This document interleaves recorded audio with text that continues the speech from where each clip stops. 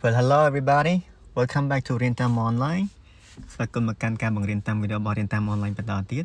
អូខេថ្ងៃនេះយើងមករៀនបន្តទាក់ទងនឹង descriptive writing ដែលយើងរំលឹកមេរៀនពីភាសាមិញបន្តិចណាពី clip មុនចង្ការយើងមើលថ្ងៃច័ន្ទណារំលឹកមេរៀនពី clip មុនបន្តិចពី clip មុនយើងតាមតារៀនពី how to make a seamless writing a seamless piece of writing សរសេរមិនទៅឲ្យវា smooth ល្អឲ្យវា smooth ល្អទៅថាយើងចេះសរសេរក្បួនបន្តពីចំណុចមួយទៅចំណុចមួយហើយក្បួនបន្តសរសេរកុំឲ្យវាគួរឲ្យធុញហ្នឹងឲ្យវា interesting ហ្នឹងគឺយើងរៀនប្រើ synonym ពាក្យន័យដូចបើសិនជាចង់និយាយចំណុចដដែលយើងប្រើពាក្យន័យដូចមកប្រើមកនិយាយ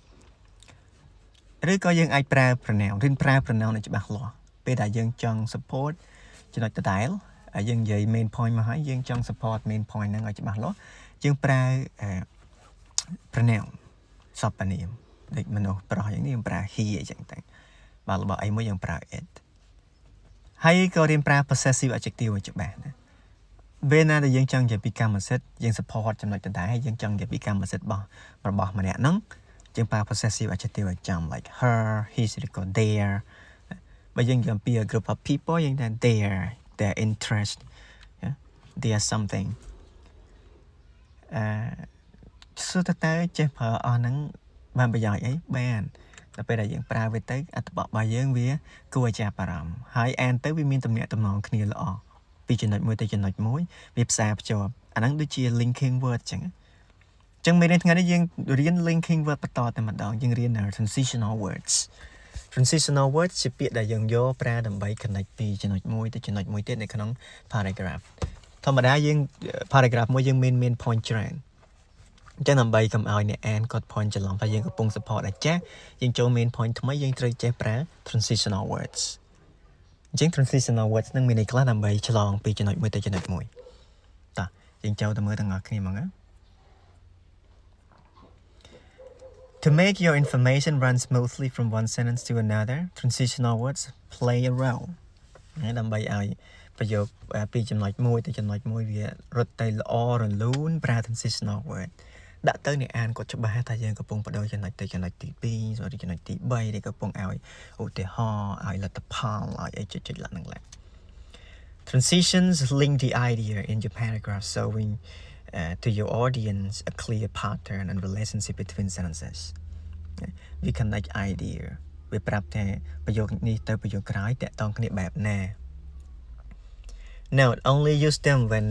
they are necessary. Use wrong transitional words may ruin your flow. ប្រើតែពេលណាចាំបាច់ពេលដែលយើង transit មែនពេលយើងបដូរចំណុចមែនចាំប្រើឲ្យនៅសុកលេងមកប្រយោគដាក់មួយអត្ថបទហ្នឹងទៅសុកវិញហើយមើលឡើងយល់ដែរsome spatial transitions or phrases. You know spatial ថ្ងៃមុនយើងរៀនពាក្យតនឹង order យើងមានchronological order ឬក៏ time order the order of importance and spatial order spatial transition ហ្នឹងគឺ transition តាក់ទងនឹងទីតាំងទីកន្លែងចឹងអាចប្រើ here ទីនេះ above beside very close to below beyond far away further there inside ច្រើនណាឧទាហរណ៍ច្រើនណា outside nearby next to on the far side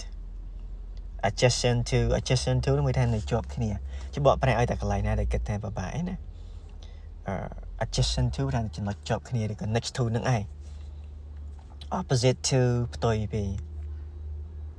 to the east នៅខាងកើត to the west ទៅខាងលិចមើលទៅខាងលិចអញ្ចឹងណា to the north មើលទៅភាគខាងជើង to the south មើលទៅខាងត្បូងមានអី behind ខាងក្រោយin the background នៃ background ខាងក្រោយ in the midground អញ្ចឹងរូបភាពយើងមាន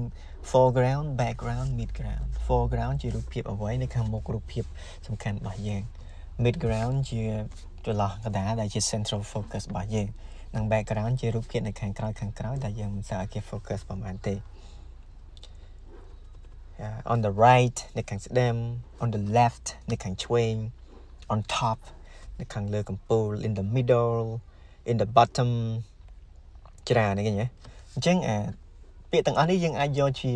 transition ជាចំណុចមួយដើម្បី move ពីចំណុចមួយទៅចំណុចមួយទៀតឲ្យគេដឹងថាយើងកំពុងតែប្រាប់ផ្នែកខាងជើងកំពុងតែពណ៌នាទីទៀតនេះចូលផ្នែកខាងត្បូងចូល mid ground ចូល foreground កាន់តែគេឃើញ transitional words គេក៏សម្គាល់ដឹងថាយើងកំពុងតែ transit ទៅខាងហ្នឹងហើយនាំគេទៅខាងហ្នឹងហើយគាត់ថាយើងនិយាយយកហ្មងអត់ប្រើ transitional words ពិបាកយល់គ្នាពងមើលនេះសុកលេងស្រាប់តែ idea បដូរទៅនោះភ្លាមមករំពេចដៃគ្នាអត់ដឹងអីនេះឧទាហរណ៍នេះ On one corner of my dresser sits a smiling toy. On a tiny unicycle, a gift I received last Christmas from a close friend. A clown's short yellow hair made of yarn. This covers its ear but is parted about the eyes. The blue eyes are outlined in black, within dark lashes flowing from brows. It has white ruffle around its neck. The clown wears a fluffy, two-tone nylon costume. And the left side of the outfit is light blue and the right side is red. The two colors merged in dark line that runs down the center of small outfit, surrounding its ankles and disguising its long black shoes are big pink bows, not bows, sorry. The white spokes on the wheels of the unicycle gather in the center and expand to the black tire so that the wheels somewhat resembles the inner half of the grapefruit. The clown and unicycles together stand about a foot high. As a cherished gift from my good friend Trent,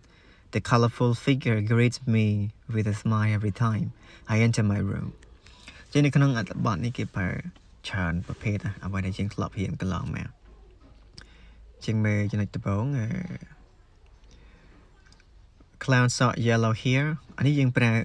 descriptive adjective មកបង្ហាញ cover with tear but parted about the eyes. The blue eyes are outlined in black within. The dark lashes អានេះយើង a flow of idea ដែលជើបានប្រាប់ថ្ងៃមុនណា spatial order ណារៀបរាប់ពីទីតាំងបន្តគ្នាដំបូងផុតនិយាយអំពីសក់នៅលើក្របត្រចៀកបន្តមកទៀតចូលមកភ្នែកសក់ជុំវិញហើយមកភ្នែកខាងលើ4ដដែលនឹងតែម្ដងភ្នែកហើយធ្លាក់មកច្រមុះហើយធ្លាក់មកកហើយធ្លាក់មកក្អាវក្រៅខ្លួនធ្លាក់មកកធ្លាក់មកដល់ខ្លួនបន្តមកទៀតក្អាវខាងឆ្វេងបន្តមកទៀតខាងស្ដាំអញ្ចឹងណា flow របស់គេទៅល្អអញ្ចឹងមើលកន្លែងណាទៅគេប្រើ transitional word the left side of មួយអញ្ចឹងគេកំពុងពណ៌នាខាងឆ្វេង the right side អានេះយើងកំពុងពណ៌នាខាងស្ដាំ the two color merge in dark surrounding នេះជា transition មួយទៀតដែរជុំវិញដល់ណាទៀតទេចឹងនៅក្នុងយើងឃើញការប្រើប្រាស់ transitional words របស់គេទីមួយគេប្រើ order របស់គេមកតំណងហើយគឺ spatial order smooth ល្អតែម្ដងពីសក់ជុំវិញធ្លាក់មកភ្នែកមកច្រមុះមកមាត់ទៅមកកកហើយមកខ្លួនហើយសម្លៀកបំពាក់ជុំវិញខ្លួនពីឆ្វេងពីស្ដាំនេះជា spatial order ដែលគេប្រើបន្តមកទៀតគេប្រើ transitional word បន្ថែមលើនឹងទៀតដើម្បីឲ្យកាន់តែច្បាស់ពណ៌នាខាងឆ្វេងប្រាប់ខាងឆ្វេងពណ៌នាខាងស្ដាំប្រាប់ខាងស្ដាំអញ្ចឹងចឹងអត្ថបទបែបហ្នឹងដែលគេហៅថាអត្ថបទល្អបញ្យលដែលប្រើ order ល្អមាន vocabulary ល្អយើងប្រើលើនេះយើងឃើញគេឆ្លៀតប្រើនេះ resemble something ហ្នឹងក៏ simile ដែលមានយើងថ្ងៃមុនទៀតអញ្ចឹងវាមានគ្រប់ចំណុចនៅក្នុង paragraph មួយនេះល្អជារួមទៅការប្រើប្រាស់ transitional words ហ្នឹងវាចាំបាច់ប៉ុន្តែកុំប្រើហួសហេតុពេកចំណុចខ្លះមិនបាច់ដាក់ក៏បានដែរបើសិនជាយើងគិតថា fill មកគេយល់ហ្មងតែចំណុចខ្លះដូចជាខាងឆ្វេងទៅខាងស្ដាំមកយើងមិនដាក់វាអត់សមបញ្យល trong bây giờ bị kháng với đây kia nè sầm máy đấy kia mình đang ta sầm máy từ mới kháng nè bây giờ ở phía cái lại chứng cái lại là chậm bạch đấy chậm đại chỉ miễn transitional words same cái này không có phép paragraph same hết ấy ban chơi bẹp tại special order để sai dương cặp bông tay hiện tại toàn là descriptive writing hay cho nói đại dương prai tràn trên cái special order này ấy special order chẳng vậy đây là thằng Archenia